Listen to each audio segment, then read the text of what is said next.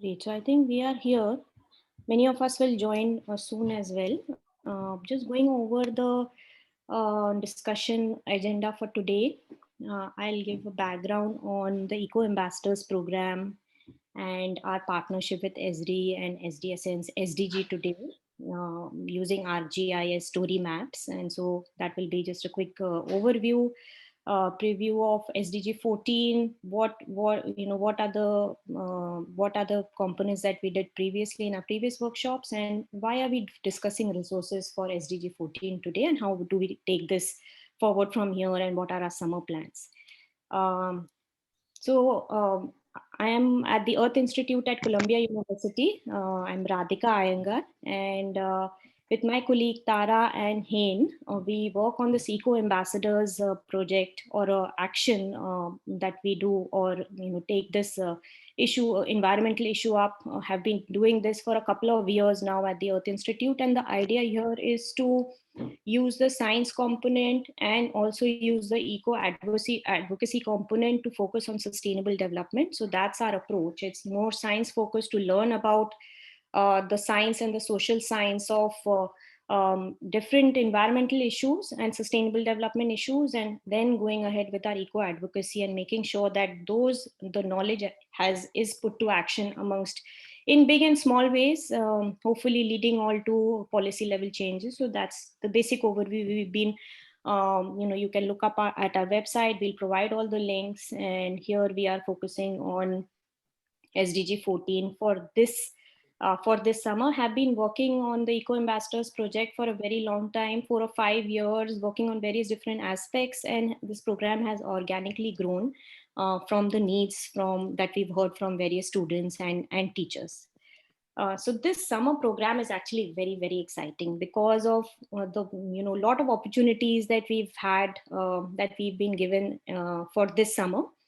We'll be focusing on, as I mentioned earlier, life below water, which is SDG 14. So one of the things that we will be focusing on is learning more about SDG 14. What does it include? Of course, we are all very familiar with a lot of other SDG related contents. There are many things available online.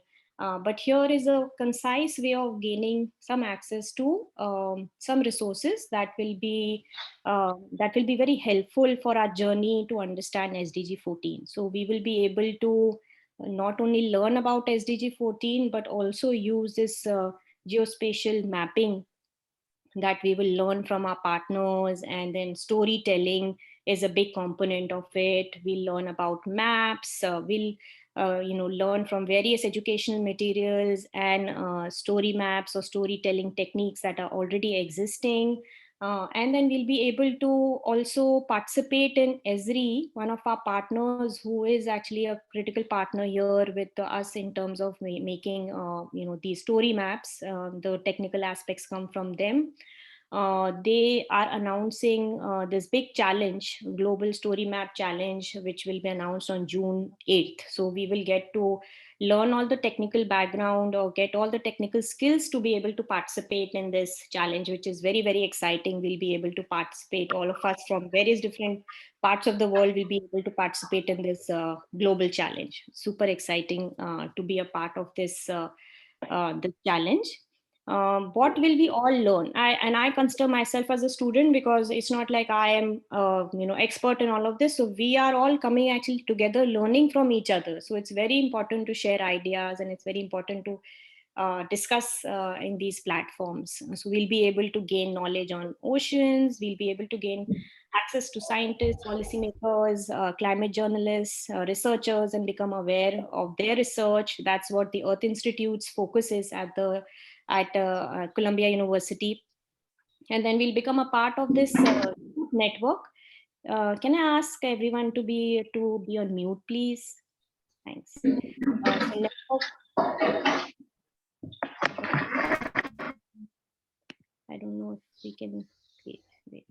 So we can be a part of this youth network to facilitate exchange of ideas and brainstorm solutions. We'll be able to learn from real-time data collection skills, GIS mapping. So it is, as you're seeing, that it is not only learning about SDG 14 from some Google searches. It is actually giving, all these experts are coming together to provide us with a range of already existing resources, which we can all curate together, improve our knowledge about SDG 14, and then we'll be able to learn how to do mapping, which is a skill I wish I had in my school. But nevertheless, as we go ahead with the lifelong learning approach for SDGs, I think it's a great skill to have, and I plan to learn from the existing resources as well on GIS mapping. And then we'll be able to not only collect data or use data that exists along with the technical knowledge to make these maps, but will also tell a story about what we have learned, which is this climate storytelling, which I find fascinating, to learn, to actually communicate our ideas. It's a fantastic tool that SE has, which we can use for our purposes, and it can be a topic of your choice.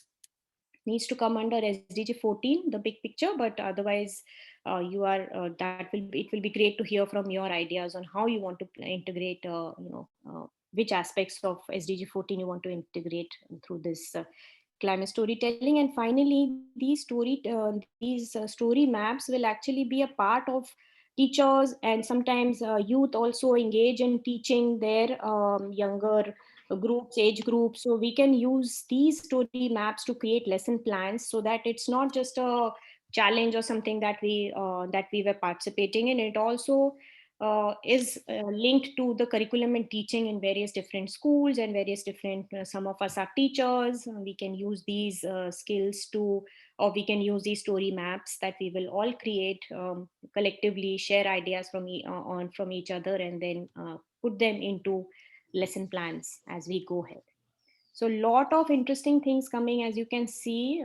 It's a great way of learning about how we can actually put to action this UN decade for oceans from 2021 to 2030. I think it's a decade of oceans, and how we can save our oceans by learning about it, and then being an informed consumer, and then also teaching about our research to others. I think it's a truly fascinating summer outline. This is a 10-week summer program, actually started in May. We did the first workshop there, and we can send in our invitation, we sent a link to the video for that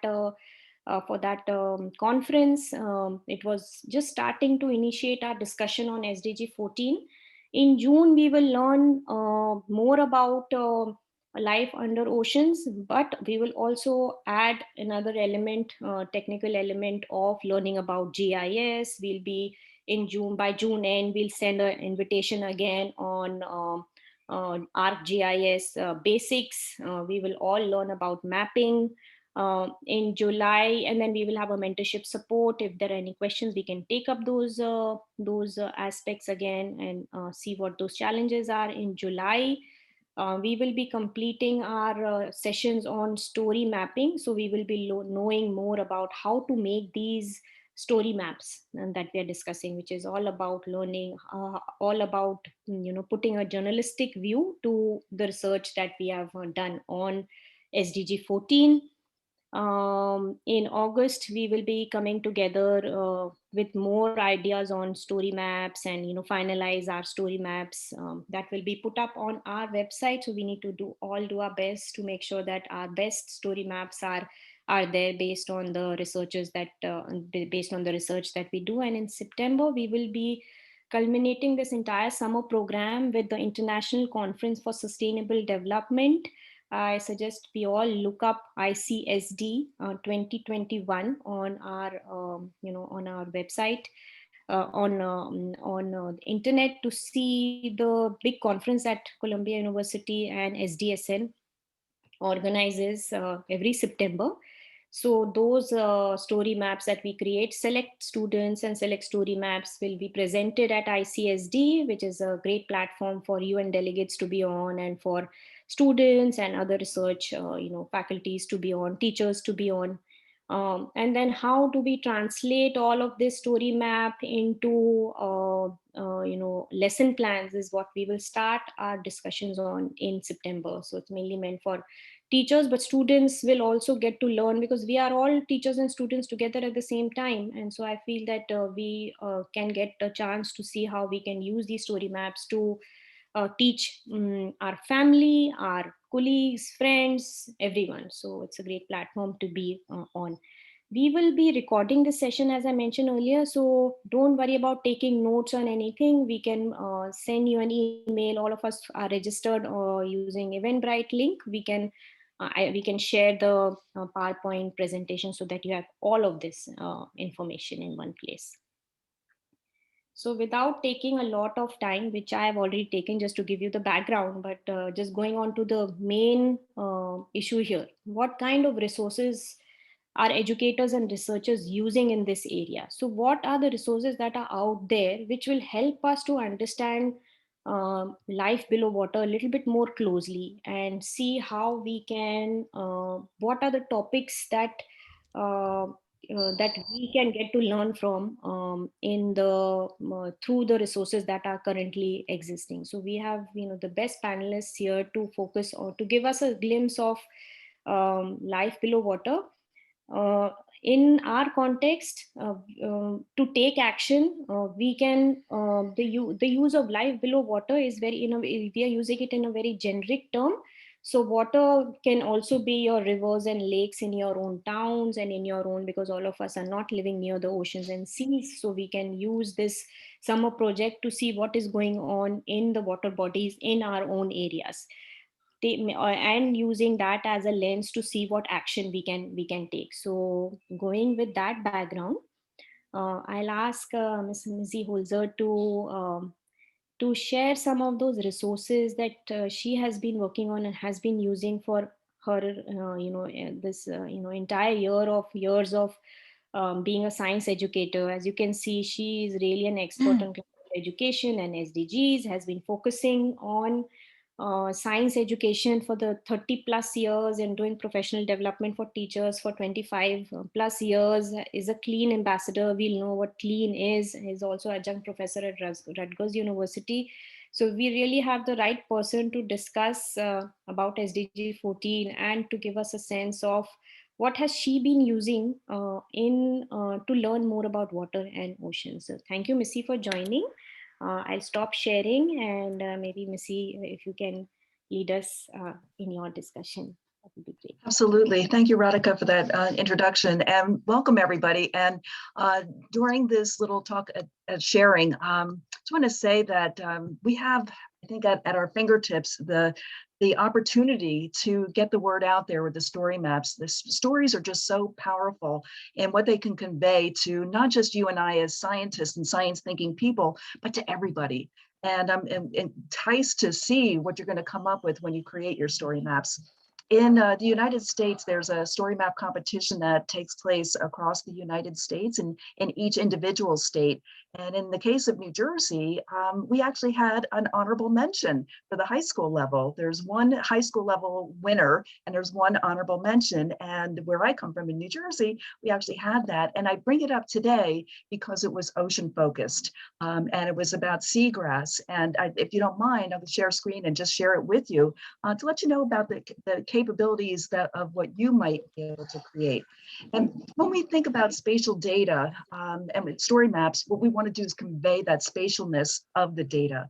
And I think when you see the story map, you'll see the way these two students marry these data sets to create that story. So let me do share screen.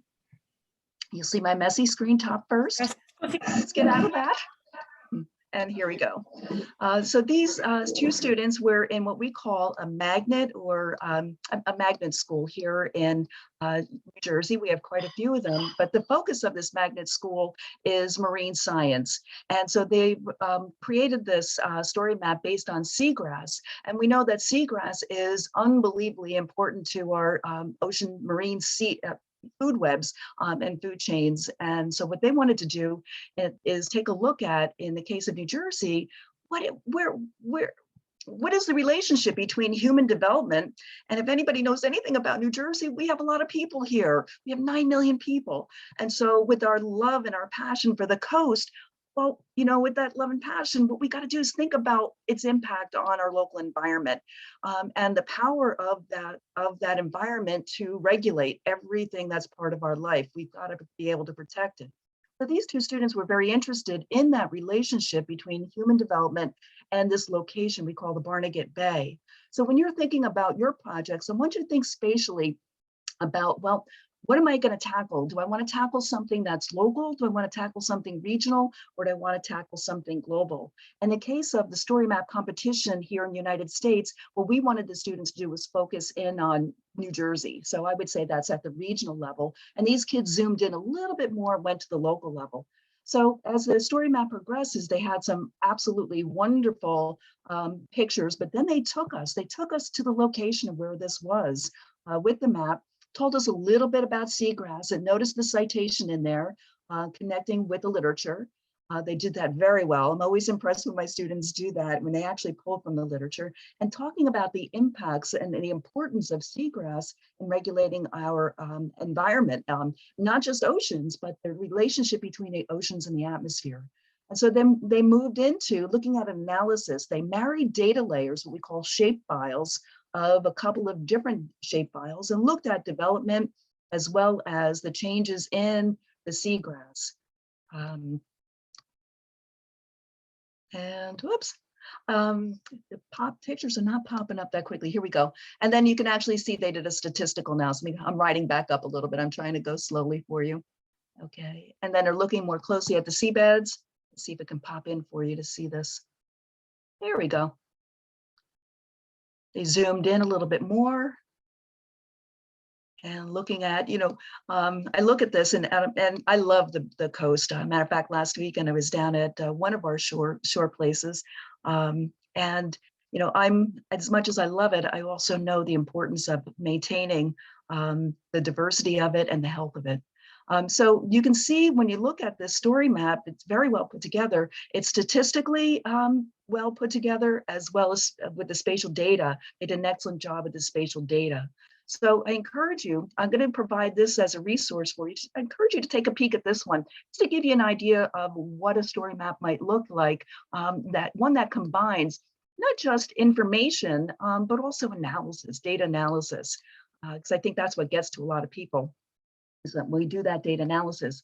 I curated, and moving forward, I curated a series of links for you to take a peek at. Some of them are what we call background information. Others are data, access to data, and the other are what we call data tools that you can use for analysis. And I'll walk you through a few of these without belaboring, because you'll have access to all these links. When we're looking at data, when we're thinking about marine life below the ocean, we should be thinking about the impacts. One of the things we sometimes forget, and we do so well with the terrestrial environment, but we kind of forget about the ocean environment. When we think about the terrestrial environment, we can think about ecosystems, and I'm sure you understand the dynamic of ecosystems on land. But I think we sometimes forget, because the ocean is big, it's dark, and it's wet, that there's a full ecosystem that exists below the water. And so one of the things we've got to think about are those impacts. And when you pull the string on one thing on a terrestrial ecosystem, you'll see that it's connected to so many things. And that same mantra goes for marine life as well. So when you have an impact on one small thing within an ecosystem, you're affecting the whole system. So this top link that you see here on marine life at Rutgers Ocean Adapt, that will take you to a page where they've curated a bunch of data. It's not a good word, bunch, right? They curated a bit of data about marine life and how they've shifted because of climate change. And so I'll just click on one of these just to give you a taste of what it's like. And so if we look at off the coast of New Jersey, where I'm from, and we can scroll down, oh, you can see that's the North Atlantic. You can look at survey data from the fall. And you can see what happens by latitude, the shift of in marine life and latitude, but also sometimes we forget about are the shifts in depth as well. So not only are we seeing a shift in marine life going towards northern latitudes where the water is cooler, it's what their bodies can tolerate. The zone of tolerance for marine life is a certain range, just like you and I have a certain range that we can tolerate.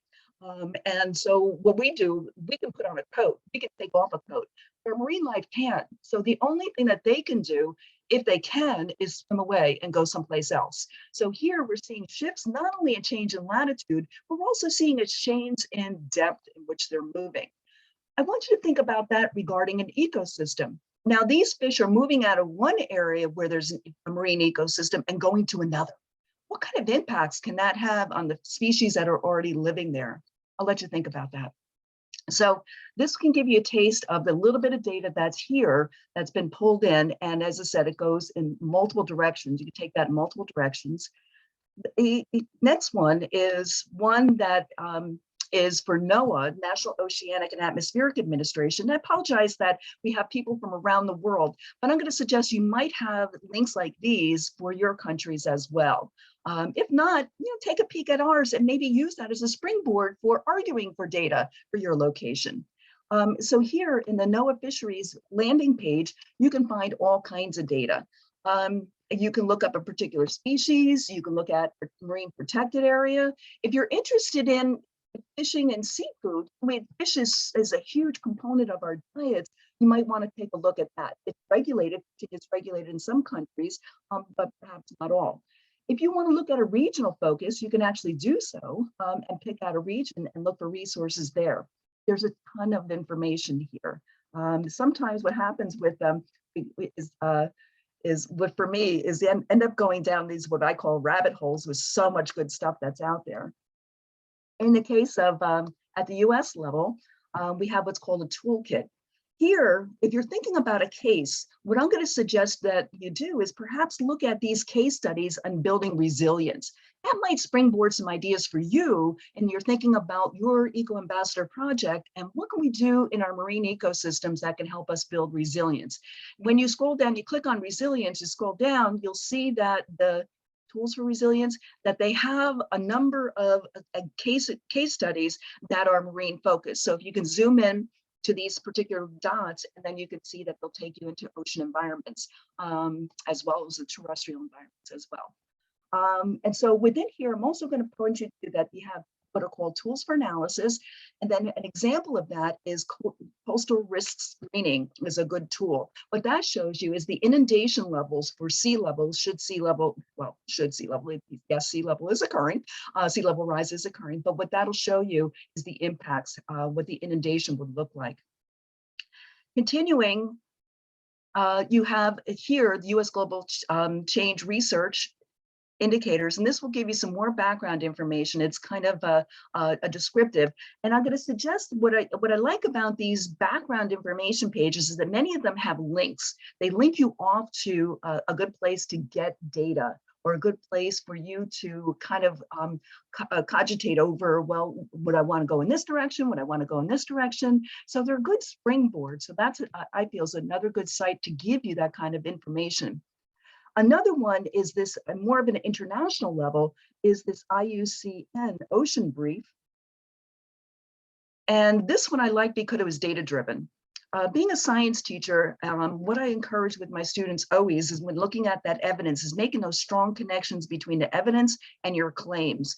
And so as you saw in that story map, those two students did an excellent job of that. And so I like this one because it was evidence-based. And as you scroll down, they do pull in the evidence to talk about these relationships and what's taking place in our ocean environments and our ocean ecosystems. So that would be another one, but a little bit more at a global level.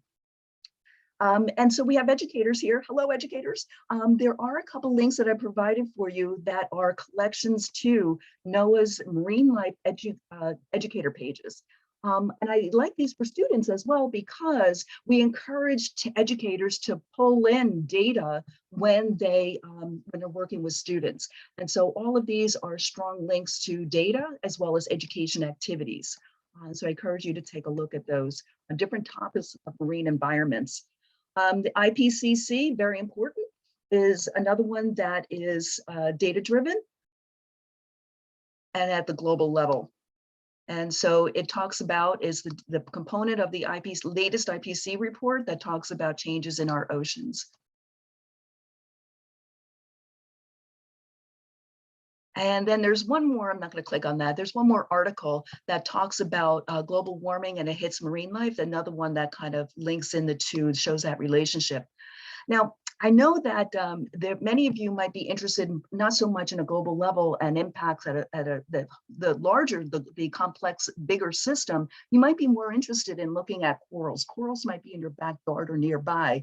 So what I did is I put together a suite of data websites. Some are data sets, some are data portals that will get you to some coral data.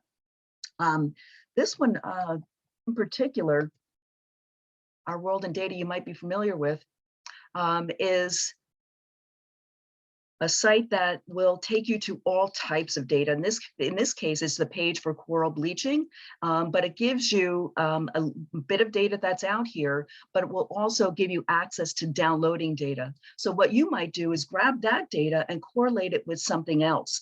When you see the get into ArcGIS and learning how to use it, you're going to see that you can pull in CSV files very easily. I did that with my students extensively over the years, where you'll find the ArcGIS online when you make your maps. It's drag and drop. In other words, you can take it, drag it right from your desktop and drop it right into ArcGIS. And next thing you're going to know is that all that data is going to be displayed for you.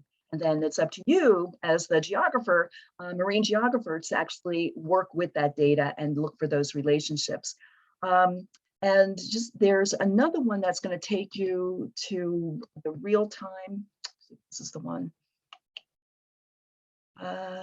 This is more background information. As the tabs open and open and open. Coral Reef Watch, here we go.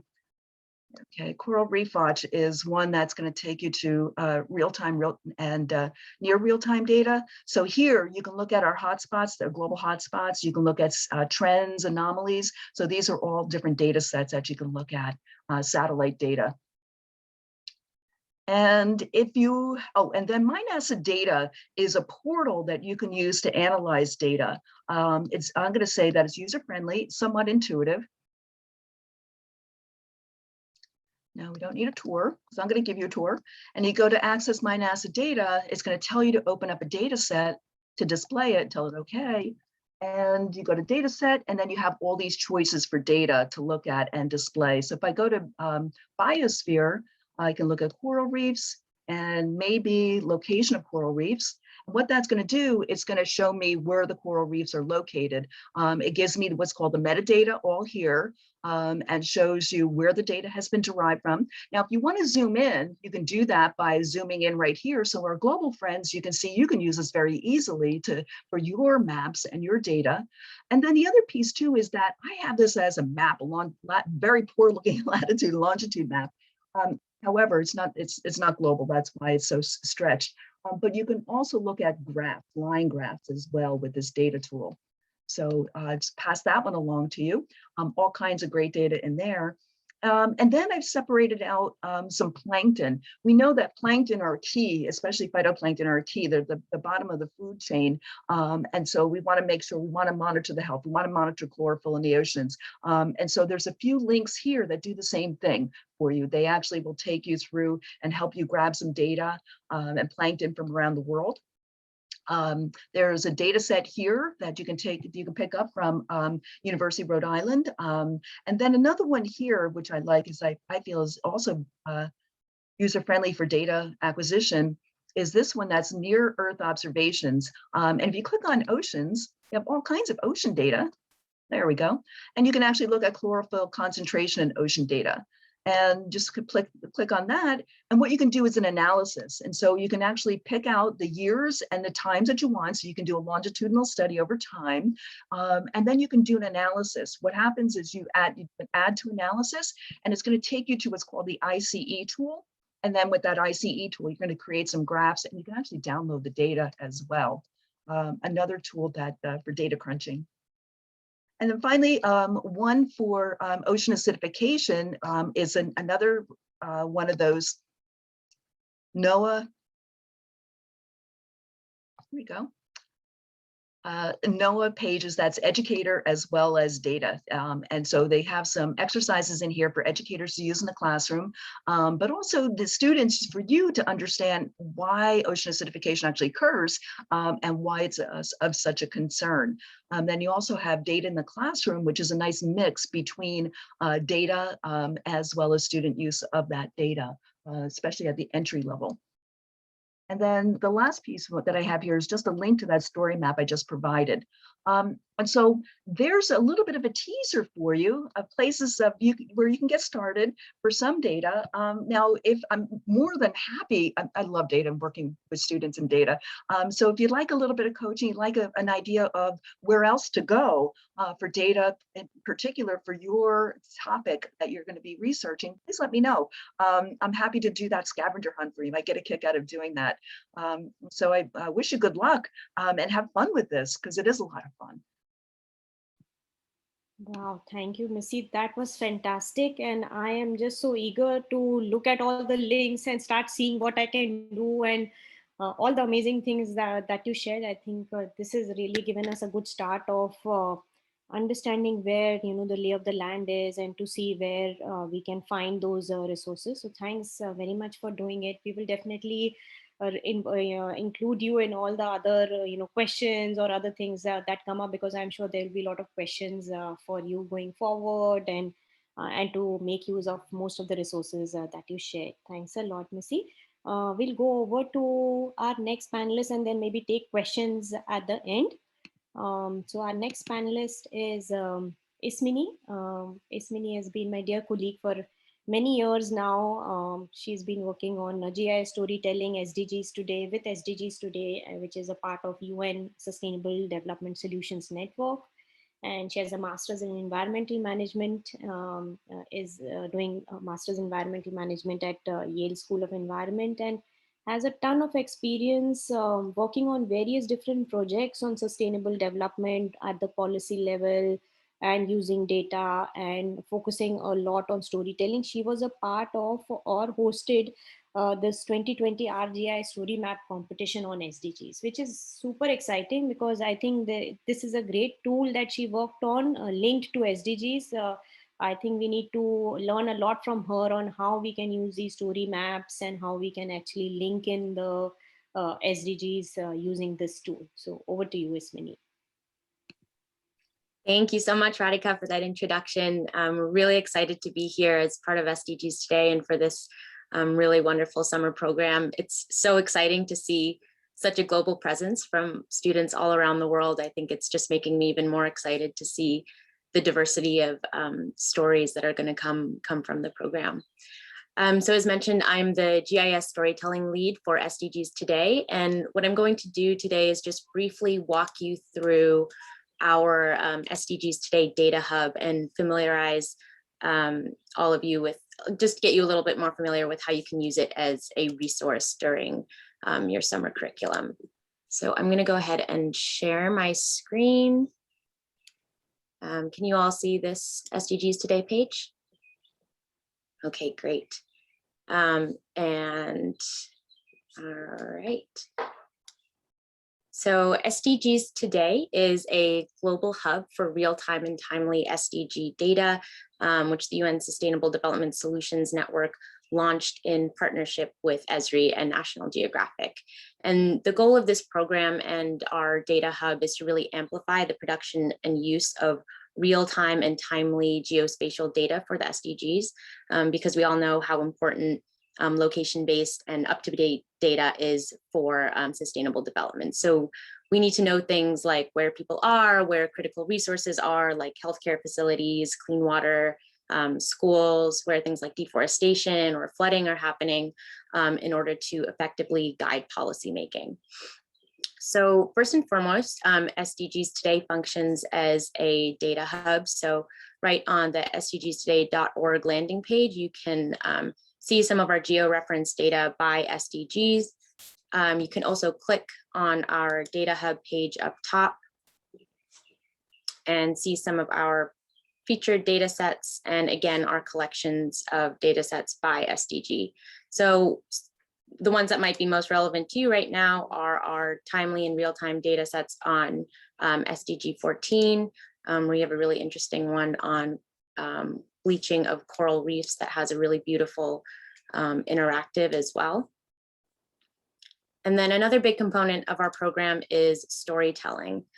So we work particularly with the tool called ArcGIS Story Maps, which you just saw a really incredible example of one in the previous presentation. And storytelling is such a big component of our work because we really want to be able to convey to different audience members, whether they're educators, students, policymakers, or just general public, why our data sets matter and what you can really learn from them, why they're relevant for the SDGs, and how you can use the data effectively. So on this page, you can find some of the selected featured stories for that period of time, featured collections, and then you can also find stories by SDG collection. So you can click on our SDG14 collection and see some story maps that we've curated here that we think are really great examples of how to use this tool for the SDGs. And I'd actually love to add that student's example to our collection as well. I think that was a really wonderful one. And then finally, we have our education page. And another really big component of our project is, and our program is to really help train the next generation of leaders in sustainable development, which of course includes all of you, with the skills and the tools necessary to use GIS effectively for the SDGs. So on this page, you'll find a number of different resources, whether they're massive online open courses on the SDGs or ArcGIS Learn lessons that we've put together, which are kind of step-by-step lessons and instructions with how to use tools like ArcGIS for the Sustainable Development Goals.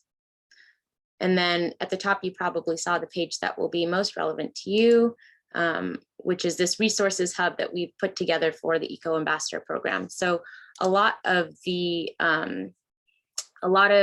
resources on here you can find on other Esri pages and throughout SDGs Today, but we tried to handpick the ones that we thought would be most helpful for you during this summer curriculum. And right here, you'll see a featured learn path, which is, I won't go into too much detail, but this is what you're primarily going to use during your summer curriculum for learning GIS and ArcGIS story maps. We have a lot of great content here that should help you with that process. Scrolling down, we have some additional resources on GIS and storytelling if you want to dig in a little bit deeper. And then we also have resources for educators as well. That's on an Esri hosted learning hub. Scrolling down, we have some more featured collections put together by SDGs Today and also Esri and the ArcGIS Story Maps team on some really wonderful ArcGIS story maps about our oceans and about SDG 14. And then at the very bottom, we have a list of resources that could also be helpful to you during your summer curriculum. So most of the resources on this page are focused on the more technical side of GIS and using ArcGIS story maps. We're going to be kind of updating this web page as the summer progresses and adding new resources here. But feel free to reach out if you have any questions about any of the items featured. But I think that's about it. And maybe I'll just end by also saying that, you know, I've been interested in sustainable development and studied sustainable development in college. And I was never particularly excited about data science, or it didn't come very naturally to me. I really like the social science side of things. And it wasn't until much later when I was working at the Center for Sustainable Development with Radhika and Tara and Hayan that I discovered GIS and actually for the first time got really excited about the potential of data science and data visualizations and the power of maps. So I'm just really excited for all of you to embark on this adventure and get started with this much earlier than I was, because it's a really exciting way to be able to tell stories about data and about sustainable development. And I'm really excited to see what you all do with it. Thank you so much, Ismini. I think you've laid us, you have a nice plan for us going forward for summer, I think all the resources that you shared and the learn path and having all those on one page to show us the journey or the progress that we will make throughout the summer, I think that really helps. And thank you for curating all the story maps. And I completely agree that if you just give me data, then probably I will not be as excited as, figuring out displays and visualization. So I think that really helps to see how we can situate SDG language into our own local settings and see what is happening in my community and in my neighborhood to bring about those change. So, thanks for working, working on that and doing that presentation for us. We'll go over to our next panelist now. Please keep your questions in mind. We will take questions very soon.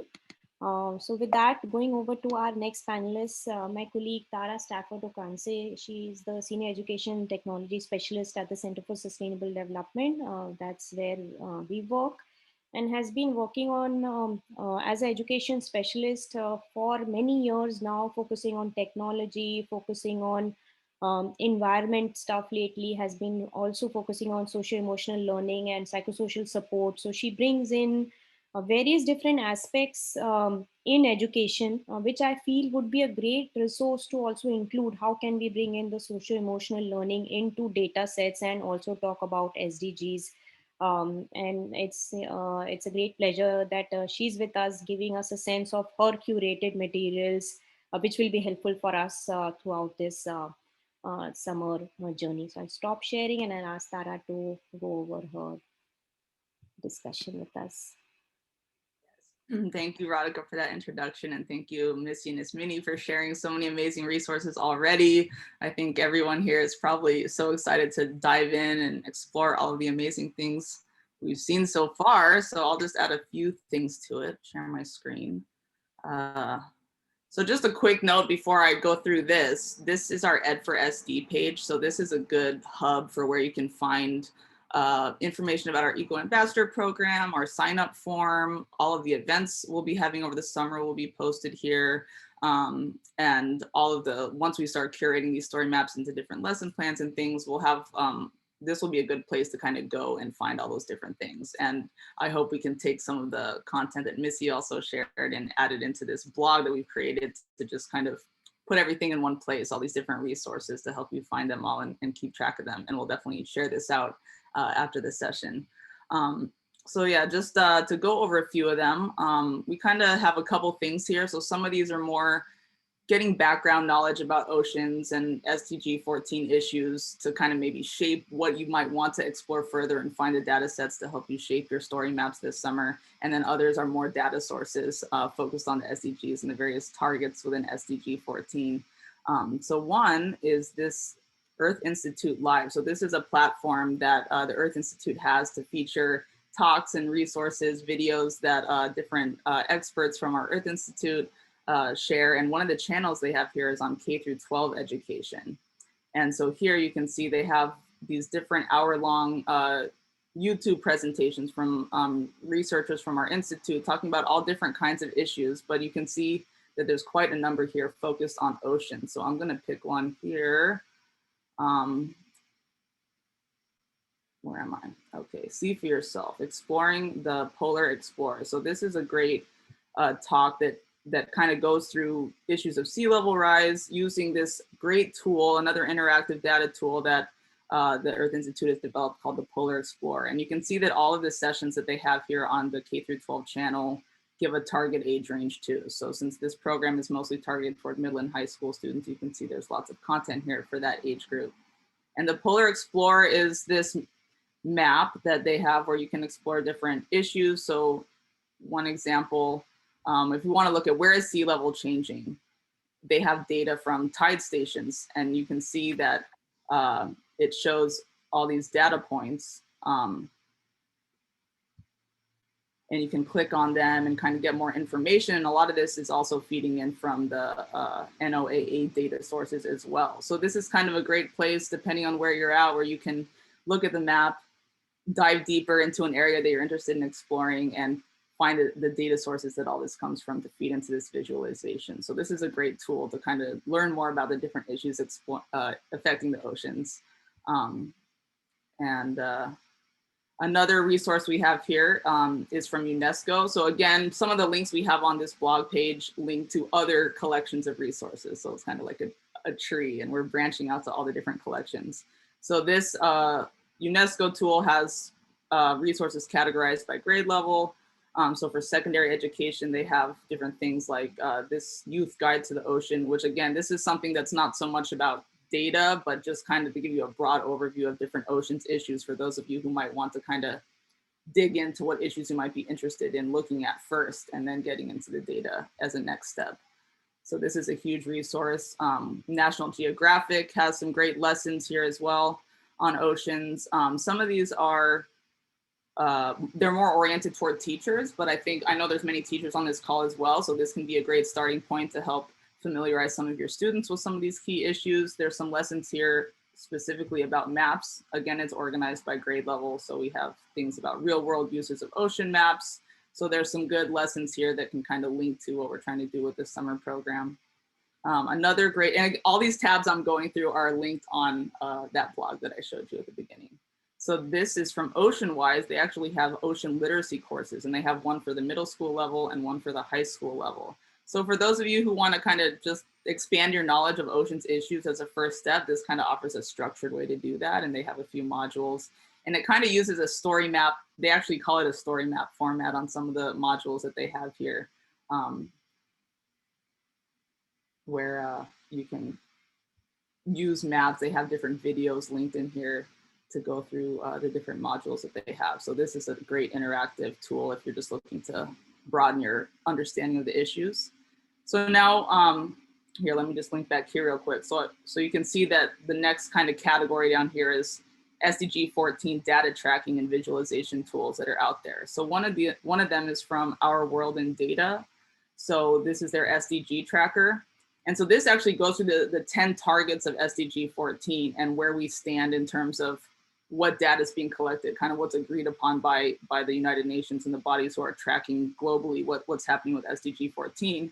You can see that there's some places where they don't have data that's been kind of agreed upon as the main source to use. So that kind of shows where the gaps are, that the work that you all are contributing to, why it's so important. But there are some that do have some data visualizations here, and the source is linked as well, so that you can go and find the raw data in case that's something you want to use in your research this summer. And this isn't the only one. This is maybe one of the more official ones, but there's also similar tools like this one from the Ocean Action Hub. Again, everything's organized by SDG targets, so you can see, you know, the different data visualizations they have and the sources there as well if you want to dig deeper and look into that raw data yourself. So there's several of these trackers that are listed there as well on the website. And one thing I wanted to know, because if you notice, on this one, they do have some data for target 14.1, which has to do with plastics in the ocean. But you can see on this one, they say there's currently not enough data for this indicator. And one thing is, Minnie went over the story maps for SDG14 on SDGs Today's website. One of my favorite ones that I read about was this project in Ghana, where because of this issue of how it's so hard to track plastics in the ocean, they're actually partnering with citizen scientists, a youth-led organization in Ghana, where they're using this app from the Ocean Conservancy called Clean Swell. And so it's this really cool app. I'm just gonna kind of put it in my camera here, where you can very easily create an account. And if you're doing a beach cleanup, you can collect all the data of what you're doing, and then your phone captures your GPS. So you can actually capture your own data about and contribute to this, this problem where we don't have enough data on plastics that are getting into the ocean. What are citizens doing to help get rid of plastic? So this is something that I think apps like this that enable data collection by citizens, folks like you who are doing projects with story maps can potentially collaborate, across countries and use apps like this to build your own data sets of what regular citizens are doing, organizing their communities to help address this issue and collect your own data that can be geolocated and mapped. So that's a very exciting opportunity as well. So those are the few resources I wanted to go through. And again, we're all learning, we're all doing research, finding these resources together. So as you are all doing your own research, if you find additional resources that you want us to add to this collection here, please let us know and we can keep building on this so that more people can easily access them. And thank you so much. We can't wait to see your projects. Thank you, Tara. Especially, I really like the Ghana example of the citizen science work and the so much power that citizens have to take all these apps and collect our own data and have data visualizations using the work that we are doing. So it's fascinating to see how all these topics are coming together. I guess for the participants, including me, it will be interesting to see whether we go from local to global or from global to local. So are you focusing on SDGs at a much larger level and then seeing what we can do locally, or are you also looking at local examples and seeing how they track to the how they match up to the SDGs? So something to think of here. We will also provide all these resources and everything to just continue this discussion going forward. So having said that, I know we are running late, but any questions from anyone who wants to ask the panelists any specific questions that you have at this time? Please feel free to unmute yourself and ask and maybe ask the panelists a question if you have any.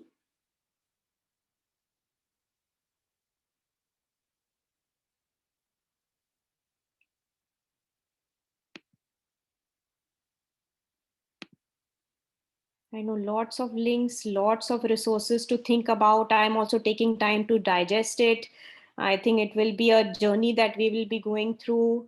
But I feel that we should just review all the articles and resources that we have, and then see what do we really want to do. So something to think of. I think Ishan has a question. Could we do another SDGs or are we sticking to SDG 14? Totally up to you. It doesn't have to be SDG 14. It's just that doing too many SDGs on our end became a humongous task. And since it was all aligned to this UN decade for the oceans, we decided to focus on one and have those resources there. Feel free to take other SDGs as well. Is arc mapping a mandatory part of the project expectation? We don't have to, I don't think we have to worry about using ArcGIS or not ArcGIS at this point, Vidya. I think it is just a tool to explore ideas. It's not mandatory. We can think of using it if you feel that your project requires some sort of data and mapping, because stories are always very compelling if we use data, and if the data is projected on a map, it becomes much more relatable.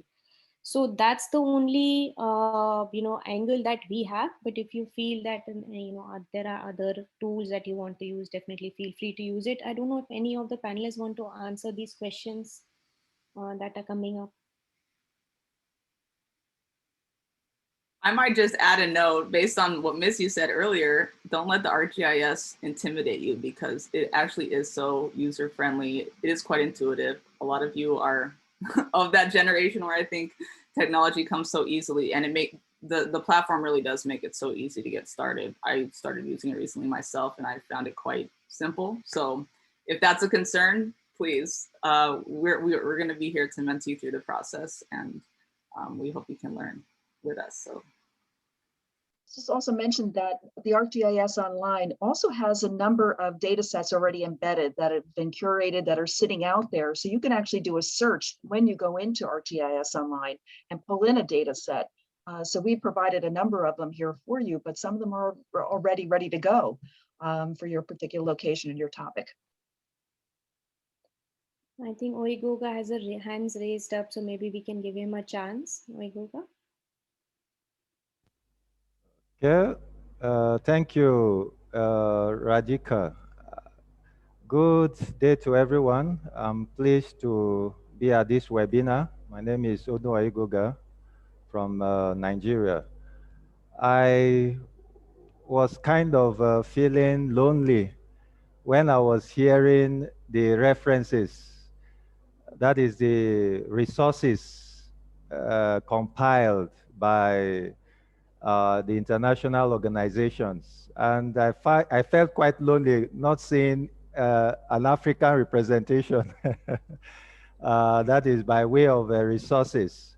But I think they're out there, and I think I will have to do a personal research to find uh, local content related to African localities so that we could also add to the database that has just been shared. And then my own concern now is this project, this summer project is, I think, focused on the oceans and the seas. But I think the freshwaters are also involved too. And if not very significant, because I do know that these freshwaters do have a link with the oceans too. So if students work on freshwaters too, not necessarily focusing their full attention on the oceans, I think it will be also good, and we could encourage them. Like my own students over here are considering mapping out pollution sources in their community here, because there is a river just close by their school that is being threatened by pollutants from the community. So they are thinking of mapping out uh, pollution sources. You know, these plastic containers that people throw, most of the times when rain falls, they decide to pour their refuse into the drainages. And you see, this river is very much threatened. And Thank you. I think they are trying to get more data as regards how the river was before today, and see how they could advocate for people managing waste well. So this is my little contribution to this webinar. Thank you very much. Thank you, Iyengar. I think completely on point, taking the rivers and water bodies close to you, and the action component that you're discussing, and having a much more collaborative approach. That's completely on target. I don't know if any of the panelists would want to add anything to any of the questions discussed.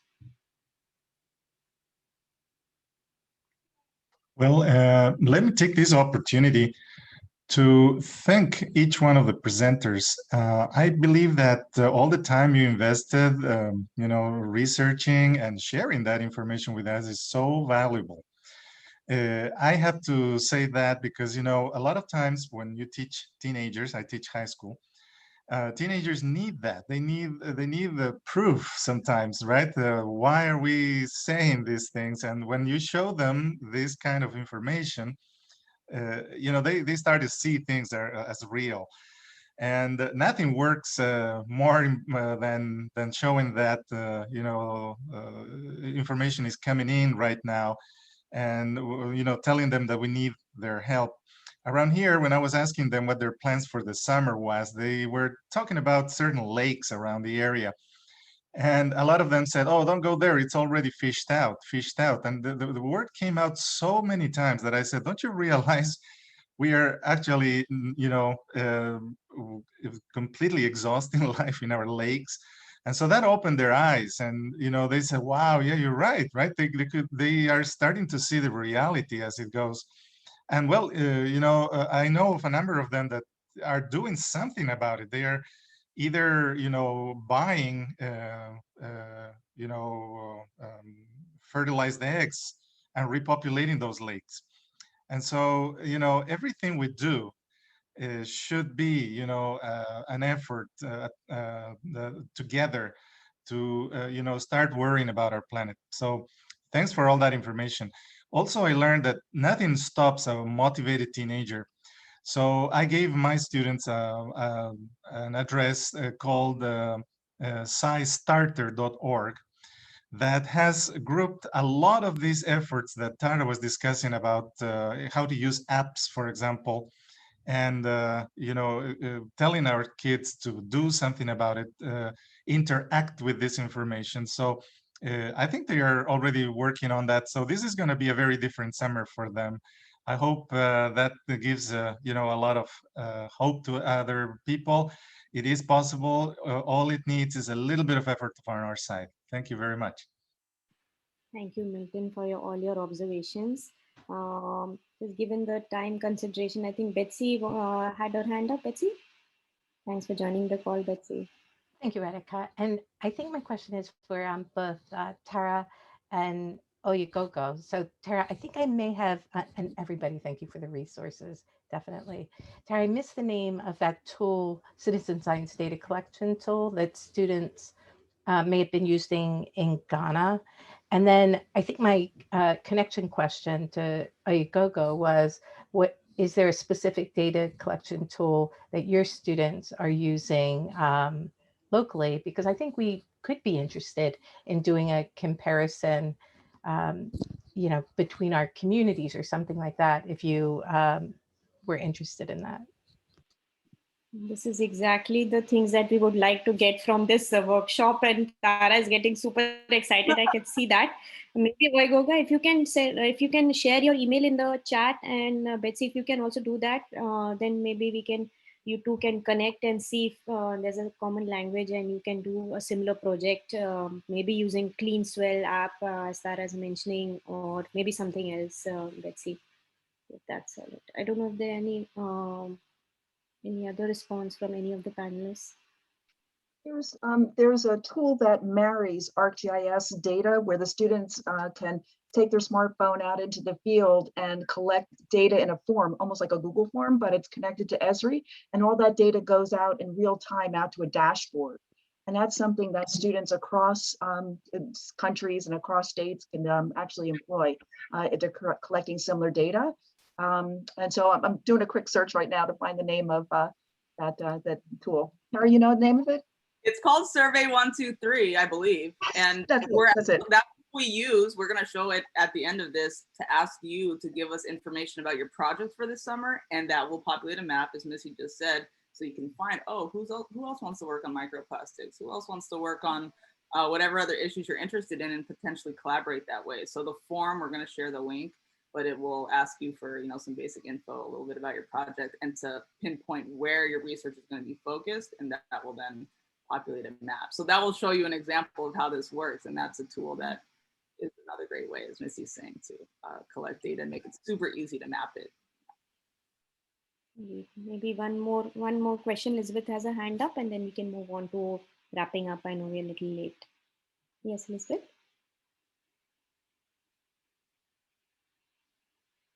Elizabeth, you have your hand raised. Can you hear us? Yes. You are on mute. If you can unmute yourself, please.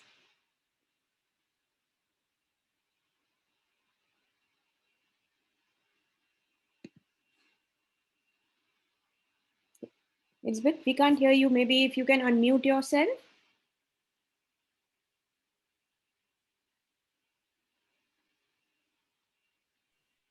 Okay, good evening, everyone. Can you hear me now? Yes. Hello? Yes, we can hear you, Elizabeth. Hi. Okay, my name is Elizabeth, and a teacher of geography. And my question is, I would like to know about this SDG14.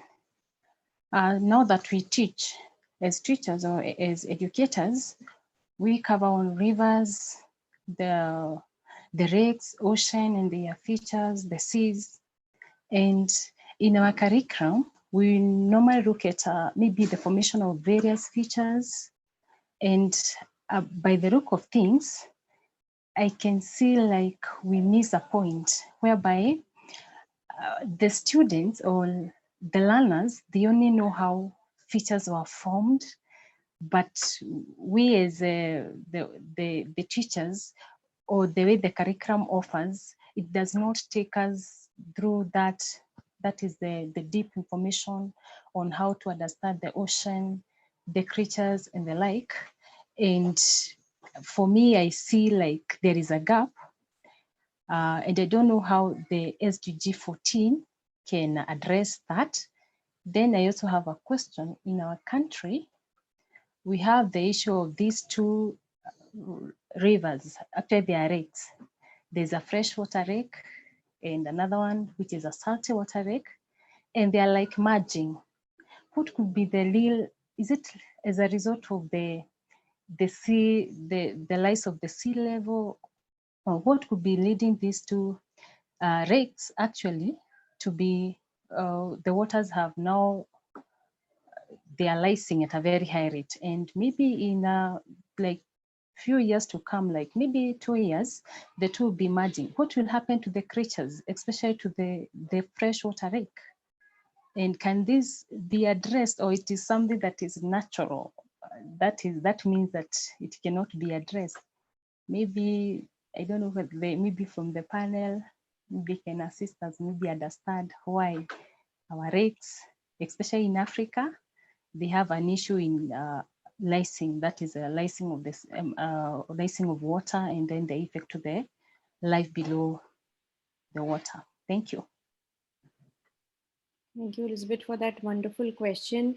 I think you have your research topic ready for the summer, and we can only say that maybe you look at the data from all the different sources that are available and give us a sense of this. This is a very interesting story. If you can use ArcGIS to say what has happened longitudinally and give us a sense of how it is how these the water bodies are changing, it's just going to be a such a wonderful story that talks about SDGs, that talks about climate change in the most real way. So maybe this is a great topic to explore, and we can learn from each other and see how your story evolves, and maybe provide some resources and provide some other ideas that we take forward. And maybe this could be a great platform where some scientists can also join our panel discussions and see that we can get their interpretation as well.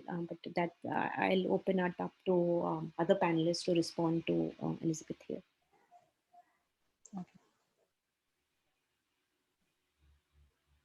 I might just make one comment. I mean, I totally hear that concern that sometimes these curricula are a bit outdated and they don't really give that opportunity for teachers to address the current real life implications of some of these issues.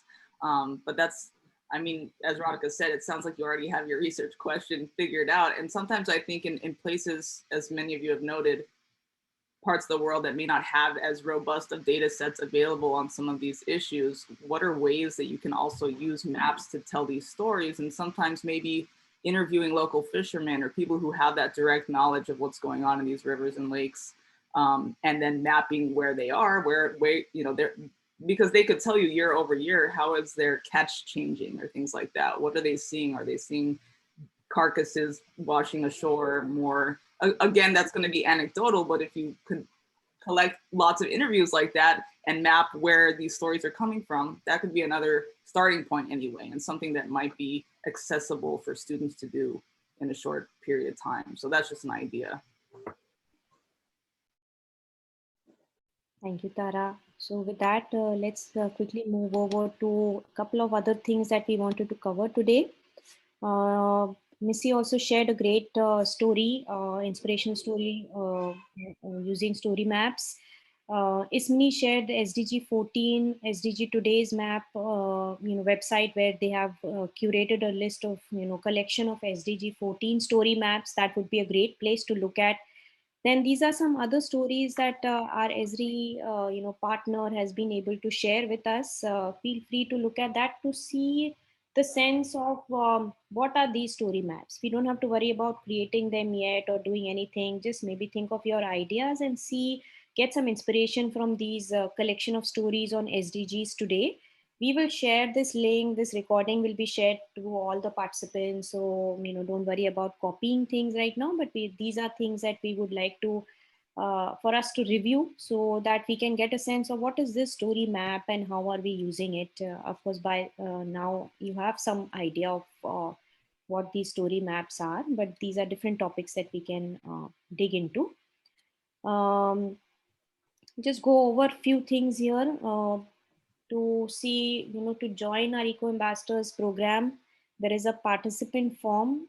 If you can fill that participant form, I think that will be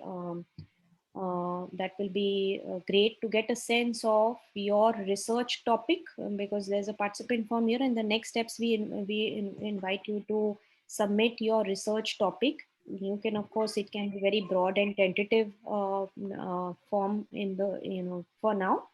By June 20th, if you can share your research topic, I think at least by doing a submission on our website, we'll know the type of stories. Maybe we can make some connections to those stories. So that will be really helpful. There is also a learn path that Ismini went over. To learn the basics of GIS and storytelling. It is not intimidating, so feel free to just go over it. It just requires few videos. See how you feel about it, see whether it is making sense or not. We will be doing many more workshops to actually do like a live session on GIS mapping. So, but for this is for just homework to do, just to review these 5-6 minutes videos, short clips that are there on what is GIS, how do you make maps, and we'll share this link, learn path link also with you. It's also on the SDG Today's website that Ismini went through. And then also look for our email on our next workshop. It will be around the 25th of June. So you have enough time to send us your story, send us your research topics by the 20th, and then go into this learn part to see these short modules. And then we come back with our homework done on June 25th. And around that time, we do another workshop on we are now getting very technical, so we'll go over the ArcGIS online interface and see how we could use that or not use it by the 25th of June. And we'll also present our full calendar summer workshops by then. Anything else, Sarah, you want to add? And then we can go over the last bit also, just to get ideas before we wrap up. Maybe just to highlight that link you shared with the topic submission is the one I mentioned that uses Survey 123. So that link is on our Ed4SD website, but it's the Survey 123 survey that's embedded there. And once we start to get your inputs, we'll put the map on the website as well that shows where you're all working. And we are asking for folks' email and if you have a social media handle. So just as a notice that would be available as a pop-up. And the reason why we wanted to share that, if people are okay with that, is because then you could connect with each other if you find people who are interested in working on similar issues. So that's what we'll be doing with that information once you fill out that topic form. Any questions, anything that we have in mind, or any topics that you would like to share at this time? Maybe 5 or 7 more minutes. Sorry to run over a little late, but all the content shared was super helpful, so we didn't want to reduce the time. Mine is a simple question, Radhika. The participant survey, I didn't catch the link. Will that be Yes, emailed to us? Okay. We will send all the links. We'll send up a follow-up email with all the details there. And then we'll also, send you all the modules and other website links that are shared. We will also share the video of this presentation. So you'll have all the links, Betsy. So there will be a participant form and then ideas to be submitted by the 20th of June.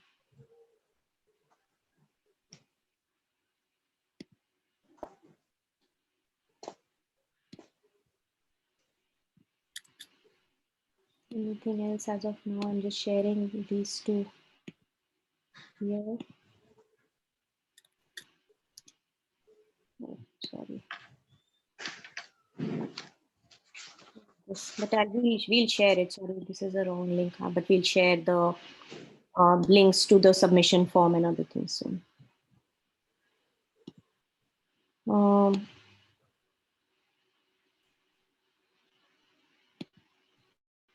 Great. So we'll Now wrap up. It's a long journey. Feel free to, add your, think about these ideas and see where we can go with our summer projects.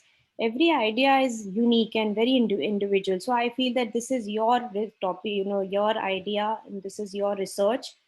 We are just able to provide the platform here and the tools that can be, and some collaboration, so that we can take this journey forward. But this is your own research project, and I think Esri's June 8th competition we are preparing for that competition. So I think it will be great to learn ArcGIS, very simple format, and see if that works for us, and then also get your ideas in place on SDG 14, so that we can also submit our lessons, submit our story maps with the Esri competition that will be announced. It's a global competition. It will be announced on June 8th. So that's another avenue of getting some global discussions on SDG 14 as well. Perfect. Thank you so much for your time. It's really a pleasure to be here, and thank you all for your collaboration. And I really want to thank the panelists to prepare those rich resources for us. Missy, Tara, and Ismini, thank you for joining us today, and very grateful for you to prepare those resources to share with us. Really, really helpful to go forward. Thank you. Take care, everybody. Enjoy your weekend. Bye.